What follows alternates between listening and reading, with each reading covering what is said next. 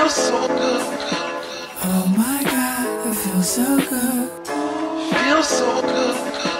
Oh my God, it feels so good. Feels so good when you treat me like no other, no other.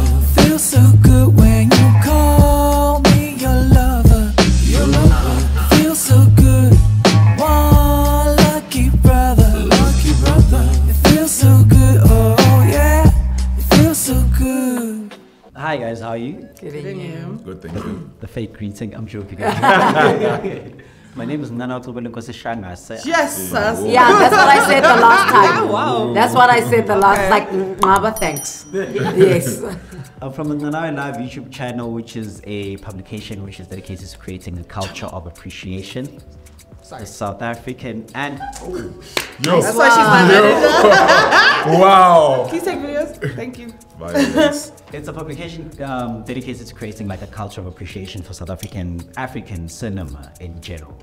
This is the second time we're meeting, Ms. Khanyi. Yes. I'm very proud to be here, very happy to be here, and I'm very proud to also be, getting to talk to you guys for the first time. But I usually start off these interviews with like light-hearted questions at the top.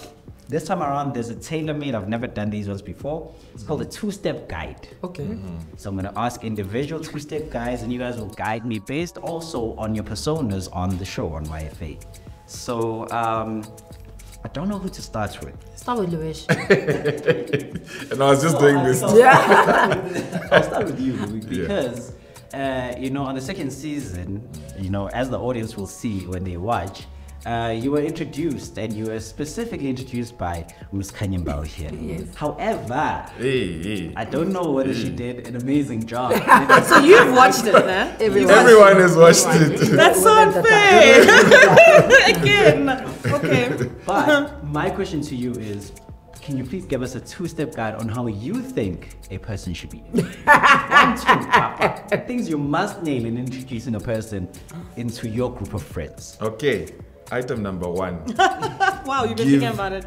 Give the full CV. Like There was no time. So people know who this person is, to avoid like, who is this? What does he do? Why is he here in our presence and stuff like that? That's number 1. Like, give a full profile. Like, this is this person's profile. Number 2, hype them up. Like, build them up and be like, yo, this is the biggest star from Namibia. This is the next big thing in entertainment. Like, just hype them up just to boost their confidence, because it's like, okay, I'm meeting new people for the first time, so I don't know. I'm nervous as much as they are. Well, they're not nervous, but I am, because it's all these new people. So those 2 things. Yeah. Okay. That's quite a good guy. And a third one, allow them to give their speech, which they prepared for all night. So yes, that's a third one. Okay, no, thank you very much. And then Nadia, in the show, one thing I've picked up from the 2 seasons, the fact that it's actually even mentioned in the show, you're quite good with like reading people and their personalities and the characters in general. Oh, thank you. Yes. Clairvoyant. What's a 2-step guide to just sussing someone out? Just bam, bam, like, this is who this person is. What do you think is a frame of mind one should approach such a situation? I don't know. I feel like I've always been kind of like a chakrahan. I'm into like astrology and like vibes and auras and energies. So it just comes naturally when I just see someone. It's not like I'm intentionally trying to just figure them out. It's just something that organically happens when I'm just having an interaction with anybody. So I can't give you like a step on how to do that. It's just, I don't know, it's just a talent that I have. It's a gift. I don't know what to tell you. A little bit clairvoyant, I think. Speaking of, astrology, happy birthday in thank you. advance. Thank you so much. We're trying to actually figure out, are you a Cancer? I'm a Taurus. Taurus. Yes. Taurus. It's Taurus season. That's the ball, right? Yes. No wonder. Yeah, do you get it? It makes sense. Yeah, all the time. Oh, what are you? Charge. Okay. Thank you. And Hello. the question that I have for you on the 2-step guide is, can you please give us a 2-step guide on how to, because you're quite good at this on the show, on how to resolve conflict amongst, different personalities? 2-step guide. Whenever it gets too far, you always come in and you're like, hey. Yes. 2-step guide, I think, on just trying to resolve conflict for me is be honest, and give it time. Give it time. Let everyone express their feelings. Because once people start getting uncomfortable, they'd like to stop, but let people feel. Let them scream, let them shout, let everyone express themselves. Whether one wants to shout, others want to break stuff, allow it. Then when it starts getting a bit violent and Nadia standing on her feet, walking close to someone, that's when you're like, okay, babes, all right, babes, okay, honey. I'm not the danger. She's about to I'm cut really someone. not the danger. Did you I feel see like yourself? we tag team because like she's like coming through with the rationalization, Yeah, and then she's vocally, like and then the- I'll just like kind of stop She's people. the vuvuzela. Yes, I amplify her. On her point. And with that, dealing with big personalities, like big Yeah. person, the biggest or the biggest, Yes. You were tasked with the responsibility of bringing all these personalities together essentially in the first season. Yeah. So how do Yes. you navigate all of that while also finding your place, but also knowing how to play a part within such? I feel like one's place is determined by allowing people to be without trying to change them in any possible way, being honest with them. And I mean, I could give you an example with Louis. You drop a child into the deep end, they must sink or swim. That's the only way they're going to learn. And this is how I've treated everyone else. There are some that I've tried to shield, that in this season I then decided, in fact, footsack. Actually, I can't. You are just consuming all my lotion. I'm getting dark. But I let people be themselves. And I accept you for who you are. I may not like certain things about you, but I love you, but I don't have to like you. I love you. That you need to know, but I just don't like certain things, and that's okay.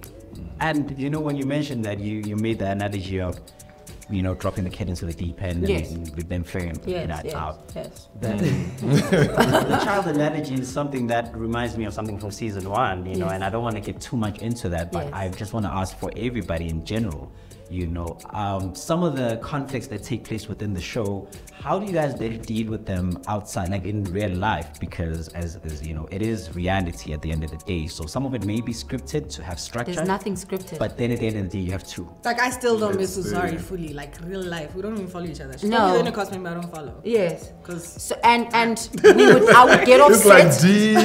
I would get Yeah. upset. I had a scene, she wasn't there. I would get on my phone. I'm like, where are you?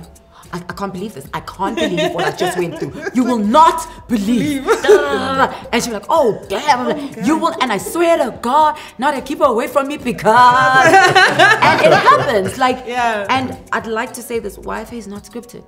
The only thing scripted is you need to be in Santon greenhouse at 2:00. You're meeting Louis, and sometimes they don't even tell you the third person. And you just see the person working, you're like, oh, damn. yeah. Then you're texting Nadia and you're like, will you be free by 2? Yeah, Yeah, because I need to. Woof. Yeah. No, it's real. Moving on to Louis, I just have to ask, having been on another reality show before this, what is the stark difference in like the type of production scale, but also interpersonal relationships that you have with people? What's the one thing you can say from this show to this show? Well, this show has bigger personalities. These are superstars, African superstars, and I'm not locked in a house. I'm free to move and so forth. And this one, it's egos, it's stars, it's everybody has an opinion. There is no diary. Okay, there's a diary session, but that's where you debrief and so forth. And again, things off camera, like I would always confide in Khanyi, like, yo, this just happened. I'm being called by lawyers. What's happening? So. And then I call your other sister, And like, then she calls- babe, Yeah. you know what they're doing to our brother? Babe, we need to sort it out. Real. Oh, shame, Louis. Sorry about that. So that's more real. Yeah. Okay, no, thank you very much. One last question, because I'm running out of time, but I have to ask Nadia. You already had a very prosperous career, hence why you also were chosen to be on the show in the first place. But the question I once asked, Miss Khanyi in the last interview I had with her was about YFA's impact on each person's career. What's the impact you could say, if any, you've managed to track ever since you were in season 1 of YFA, as much as you had an established career before that? Yeah. How has that impacted? It's definitely amplified my lookbook, I guess, because like I started getting gigs like in Ghana, Ivory Coast. I did a show there last year, and I've never been to places like that. So it was really exciting to be able to go there and walk into the hotel room and people know me, you know, whereas before I used to travel to those countries to have PR runs in order for people to know me. So it helped a lot in that sense. I haven't been able to really explore the UK and the States, but I know I know it did very well there. And this year I'm making plans to be able to visit and see how I can amplify my performance and my music and everything else that I do, because I already have the spotlight on me, which is really amazing. Thank you very much. Thank you. Thank you very much. Thanks.